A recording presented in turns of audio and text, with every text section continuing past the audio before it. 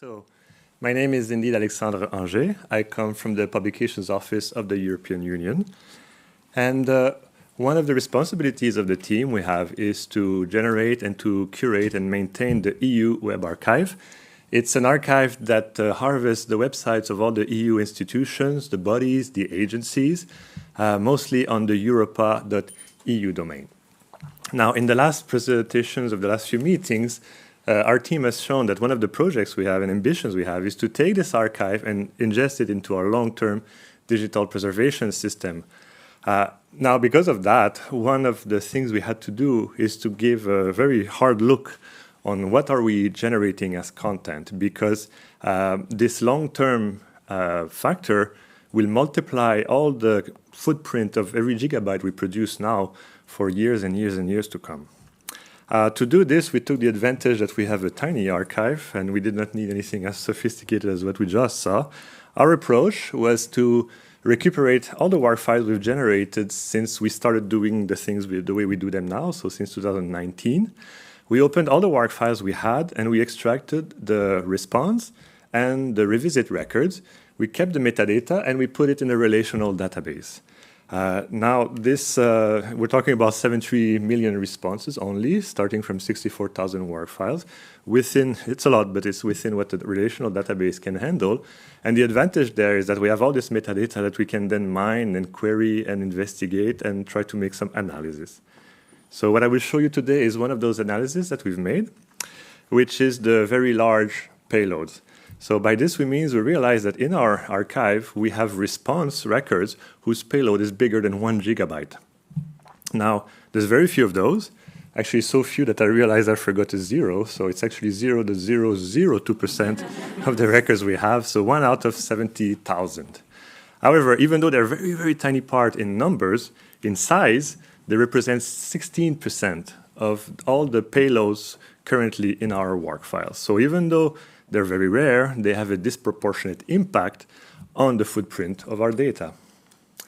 So looking at the content type distribution of those responses, again, that we have in the database, can be separated into two main categories, multimedia and data sets. So obvious suspects for these types of very large files.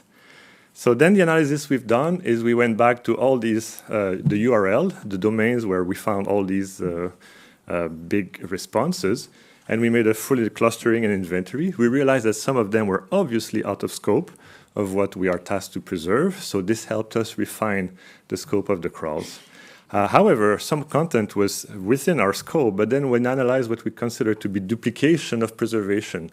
And what we mean by this is that some of the multimedia files, for example, were coming from the audiovisual library of the Commission, who are already tasked with harvesting and preserving audiovisual content of the Commission. So there's no point adding that to our own web archive. And most of the data sets that we crawl come from the data repository of the Joint Research Center. The Joint Research Center is part of the Commission, it's the scientific arm of the Commission, and they are tasked with harvesting and preserving large data sets. Now, obviously, we don't directly crawl those sites, but sometimes other websites link to them, and so forth. So this really helped us refine the way we crawl the data to avoid this type of duplications. And just to show you the impact of what we've done, if we take now those 1,000 gigabyte responses and spread them over time, we see that we always ended up crawling some, even though there were some months where there's many of those. Since we've implemented this new policy, the blue arrow, and we continue monitoring the WARC files and adding the records, we haven't captured any one of those gigantic records.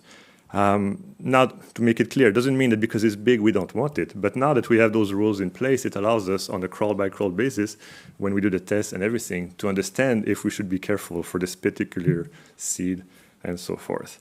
Now, my talk was a lightning talk, the last one, so I don't have time. I was a bit too ambitious maybe in what I wanted to show with the revisit and so forth, but that's just an example of what we're doing now, and the lessons we took from that is that if you monitor on a crawl-by-crawl basis, you might miss something.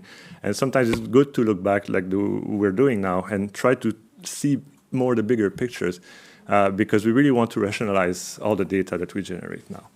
So I thank you. And